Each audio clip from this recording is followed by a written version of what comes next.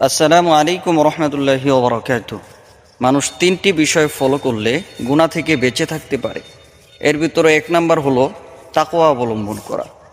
আল্লাহ রাব্বুল আলামিন কুরআনুল কারীমে বলেন, আউযু বিল্লাহি মিনাশ শাইতানির রাজীম, বিসমিল্লাহির রহমানির রহিম, ওয়া মান ইয়াত্তাকিল্লাহা ইয়াজআল লাহু মাখরাজা। সূরা তালাকের 2 নম্বর আয়াত। যে ব্যক্তি আল্লাহর উপর তাকওয়া অবলম্বন করে, আল্লাহ তাআলা তার রাস্তা খুলে দেন। 2 নাম্বার যে বিষয় হলো আল্লাহ তাআলার জিকির অর্থাৎ কুরআনুল কারীমের তেলাওয়াত। সূরা ইসরার 2 নম্বর আয়াতে আল্লাহ বলেন, ইন্না হাযাল কুরআনা ইয়াহদি লিল্লাতী হিয়া আকওয়াম।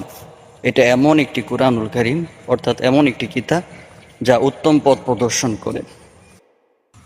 3 নম্বর বিষয়টি হলো নামাজ কায়েম করা।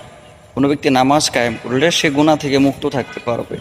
আল্লাহ রাব্বুল আলামিন বলেন, ইন্নাস সালাতা তানহা আনিল ফাহশাই ওয়াল মুনকার। নিশ্চয় নামাজ অশ্লীল এবং মন্দ কাজ থেকে বিরত রাখে। সূরা আনকাবুতের 45 নম্বর আয়াত।